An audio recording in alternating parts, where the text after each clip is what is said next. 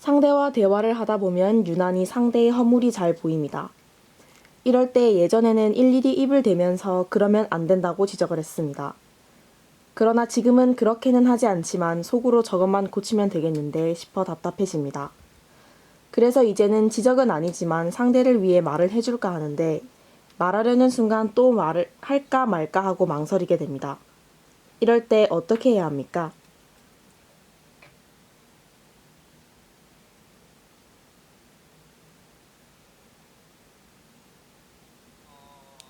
우리가 이제 일상생활에 살면서 상대하고 만나니까 거기서 모순이 되는 점을 많이 보게 되죠. 이 모순되는 것을 보는 데에 이유가 있습니다. 이 이유를 찾지 못하면 내가 성생짓 하려고 든다는 거죠. 내가 성생짓을 하게 되면 어떻게 되냐?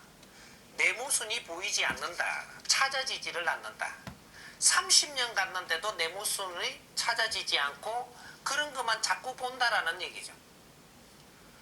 그러면 내가 시간이 지나면 내가 사는 게 답답해지고 나는 어려워지고 나는 분명히 어렵게 삽니다. 남의 사는 거를 자꾸 입을 대고 살면 나는 내가 사는 게 자꾸 성장이 돼가지고 여유롭고 아주 삶의 질이 좋게 살아야 될 사람이 낮은 삶을 살고 있다는 것이. 이 낮은 삶이라고 한다라고 해가지고 우리가 전부 다 일반적으로 우리가 이렇게 살아야 된다라는 게 아니에요. 어떤 사람은 이렇게 크게 훌륭하게 살아야 되는 사람도 있고 어떤 사람은 일반적으로 살아야 되는 사람도 있는 겁니다. 근데 훌륭하게 살아야 될 사람이 일반하고 같이 섞여갖고 산다면 당신은 엄청난 비참한 삶을 살고 있다라고 이야기하는 겁니다. 이 사람이 바르게 내가 성장을 하고 내가 바르게 내 공부를 했더라면 이 사람은 훌륭한 사람으로 살아야 된다. 일반인하고 섞여가 살 사람이 아니라는 거죠.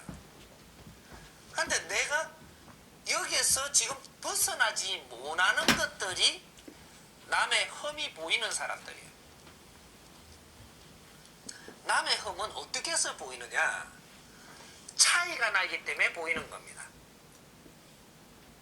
내 삶은 조금 이 질이 위에 있단 말이죠. 위에 있는데 일반인이 모순되게 자꾸 사는 거는 그 질량을 가지고 있는 거예요. 일반 질량. 이게 위에서 보니까 당연히 보이죠. 위의 기운을 가진 사람이 아래 끼 보이는 것이지 아래 질량을 가진 사람이 위에 끼 보이지는 않습니다. 이 디자인의 법칙이에요. 그러니까 나는 위의 질량이라고 하면서 그 사람을 지금 바르게 이끌어주지 못한다라고 하면 내 실력이 모자라니까 입 띄지 마라. 입을 띄지 마라고 하는 이 말이 무엇이냐고 하면 당신은 그것을 공부를 해야 되기 때문에 그 자리에 두었다. 이거죠. 그러면 그걸 보면서 입을 띄지 않고 유심히 보고 관찰하고 내가 겸손하면 너는 이것을 깨우치게 된다. 알게 된다 이 말이죠. 알게 되는 순간에 너는 지위가 바뀐다. 너 자리로 갈 수 있는 지위가 바뀐다라는 얘기입니다. 깨우치고 알고 나면 그 사람의 근기에 맞게끔 바르게 가르칠 수 있는 사람이 돼가지고 나는 지위가 높은 사람으로 바뀝니다. 근데 내가 그 사람이 모순이 있는 행동을 하는 것을 보면서 왜 저렇게 살지? 이렇게만 하면 될 텐데. 이렇게 계속 하는 사람은 내가 절대 성장하지 못하고 30년 가도 그 소리를 한다. 50년 가도 그 소리하고 삽니다. 그러면서 그런 사람들하고 같이 살아요. 나의 본 이 위치로 가지를 못하고 거기에서 한 뜸을 넘지 못해서 평생 동안 그렇게 살다가 죽어야 된다라는 얘기입니다. 굉장히 무서운 거죠. 내 인생을 한 뜸도 살지 못하고 그 안에서 이렇게 한 계단을 못 넘어간다 이 말이에요. 이러고 내 인생을 허비해버린다. 그러니 답답고 환장을 할 밖에요. 그런 사람은 많이 보이고, 나는 성장을 해서 그 사람들을 제도해서 바르게 이끌지 못하고, 당신 같은 사람이 성장을 해갖고 바르게 이끌지 못하는데 이런 사람은 더 많이 생길 수밖에 없지. 내한테 그런 사람을 보여준다라는 것은 내가 위의 사람이기 때문에 공부 재료를 그 사람들이 행동하면서 내한테 자꾸 보여주는 겁니다. 응? 큰 사람을 하나 키우기 위해 가지고 얼마나 아래 사람들의 희생이 큰 줄 아느냐 이거죠. 그거는 아래 사람들이 희생을 하고 있는 거예요. 큰 사람들을 한 사람을 깨우치게 하려고. 아래는 모순을 만들고 있다. 그래 아래 사람이 힘이 들고 모순이 만들어지는 속에서 내가 담당이 돼가지고 살지만, 이 큰 사람들이 이걸 보고 한 사람만 깨우쳐 준다면 이 세상에 살아나가는 패턴을 바꿔낼 수 있어서 나도 그게 공답을 얻게 된다 이 말이죠. 근데 그런 걸 깨쳐야 될 사람들이 그런 공부를 안 하고 깨치지 못하고 자꾸 간섭만 하고 있으면, 깨쳐야 될 사람이 깨치지 못해갖고 내 인생도 헛인생이 돼가지고 나중에 그 사람들을 미워합니다.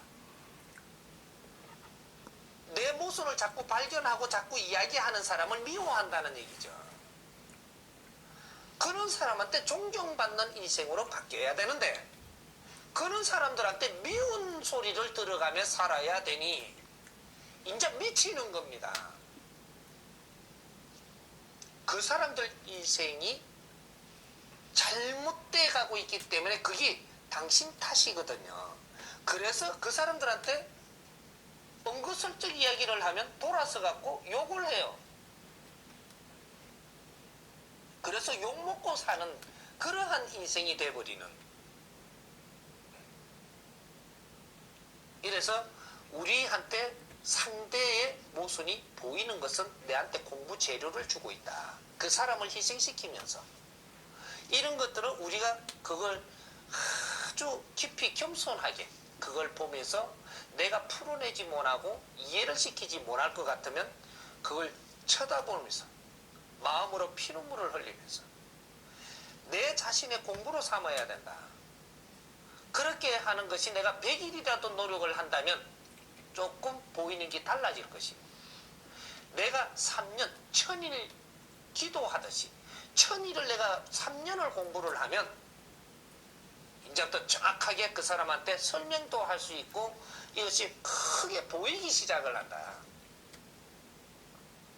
7년을 입을 다물고 피눈물을 흘리면서 그 과정을 보면서 내가 겸손하게 살았더라면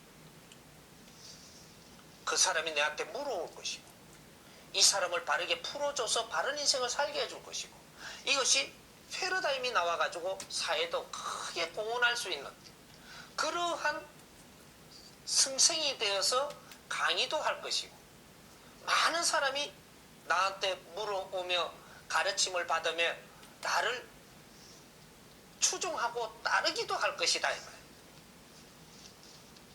이런 인생들을 살 수 있는 그러한 기운을 가졌음에도 같이 그 사람들이 잘못한다고 왜 저렇게 사느냐고 내가 이런 식으로 그 사람들을 좀 멸시하고 사는, 나도 모르게 멸시하고 사는 그런 삶을 산다면 나는 정확하게 성장치 못하고 결국은 내가 그 사람들한테 치이면서 산다. 이래서 내 발전이 없다.